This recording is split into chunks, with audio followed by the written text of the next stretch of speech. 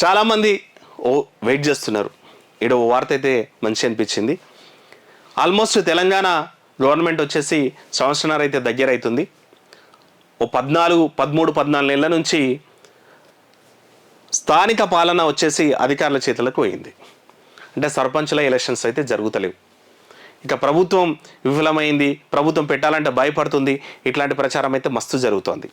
కనీసం స్థానిక సంస్థల ఎన్నికలు జరపలేని దీనస్థితిలో కాంగ్రెస్ గవర్నమెంట్ ఉందన్నటువంటి ప్రచారం కూడా నడుస్తోంది. అయితే 3-4 రోజుల నుంచి వార్త గుడ్ న్యూస్ అయితే వస్తోంది. జూన్ జూలైలో ఎన్నికలు జరగవచ్చు అన్నటువంటిది వార్త. చాలామంది ఆశావాళ్ళు అయితే ఎదురు చూస్తున్నారు. చూసి కళ్ళు కాయలు కాసిపోయినాయి. ఎప్పుడు ఎలక్షన్ జరుగుతాయి, ఎప్పుడు సర్పంచులు అయిదామని చెప్పేసి. ఎందుకంటే పాపం కాంగ్రెస్ వాళ్ళు 10 ఏళ్ళు కష్టపడ్డారు అధికారంలోకి తీసుకురావడం కోసం.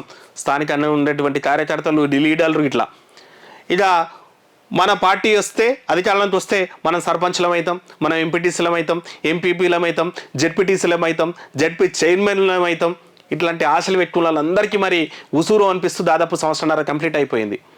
ఇంకా 3.5 సంవత్సరాలే మిగిలింది. లాస్ట్ 6 నెలలు కూడా ఉట్టే పోతుంది, ఎలక్షన్ టైంలోనే పోతుంది.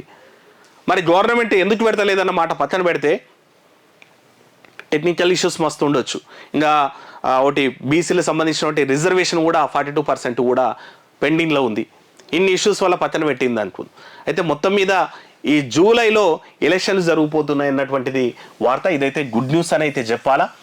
ఇక బీసీ రిజర్వేషన్ ఇప్పటి వరకు కూడా క్లారిటీ రాలేదు కాబట్టి పాత రిజర్వేషన్ తోటే పోతుంది అన్నటువంటిది, దాంట్లో షెఫిల్ అవుతుంది అన్నటువంటిది. అంటే గతంలో బీఆర్ఎస్ గవర్నమెంట్ ఇచ్చినటువంటి 10 ఏళ్ళ రిజర్వేషన్ని పక్కన పెట్టేసి 10 ఏళ్ల పాటు అంటే 2 టర్మ్స్ ఇవే రిజర్వేషన్లతో ఎన్నికలు నిర్వహిస్తామని బీఆర్ఎస్ పార్టీ అప్పట్లో చెప్పిండే.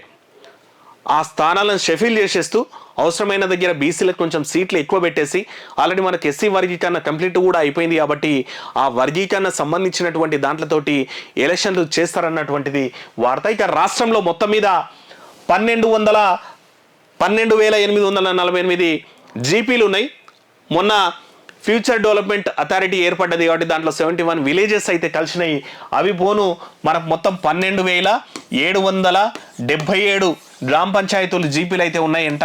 ఈ జీపీలకి ఆల్మోస్ట్ జూన్ నెలలో ఎలక్షన్స్ అయితే చేస్తుందంట. మనం ఇంకో వార్త కూడా చూస్తుంటే సీఎం గారు ఆల్రెడీ ఎమ్మెల్యేలతోటి డైలీ పార్లమెంట్ సెగ్మెంట్ వైజ్గా కూడా రివ్యూలు చేస్తున్నటువంటి నేపథ్యం ఉంది. ఆల్రెడీ ఇన్స్ట్రక్షన్స్ కూడా పీసీసీ నుంచి డీసీసీలకు లేదంటే గ్రామ స్థాయికి కూడా పోతున్నాయంట. మనం చేస్తున్నటువంటి అభివృద్ధి పనులను, సంక్షేమ పథకాలను ఇంప్లిమెంట్ చేస్తున్నటువంటి సంక్షేమ పథకాలని గ్రౌండ్ లెవెల్లో తీసుకెళ్ళండి, ఇంప్లిమెంట్ చేయించండి, దాంతోపాటు ప్రచారం కూడా చేయండి అన్నటువంటిది. ఈ మే 30 వరకు కూడా సంవిధాన్ బచావో అనేటువంటి ర్యాలీలు కూడా తీయబోతున్నారు. ఇక ఎమ్మెల్యేలను స్థానికంగానే ఉండండి, ఎక్కువ నియోజకవర్గంలో తిరగండి అని ఆల్రెడీ సీఎం కూడా అడ్వైజ్ చేస్తున్నారంట. వీటన్నిటిని చూస్తుంటే మొత్తం మీద మనకి జూన్ జూలైలో ఎలక్షన్స్ అయితే, గ్రామ పంచాయతీ ఎలక్షన్స్ అయితే, స్థానిక సమరం అయితే జరగబోతుంది అన్నటువంటిది వార్త.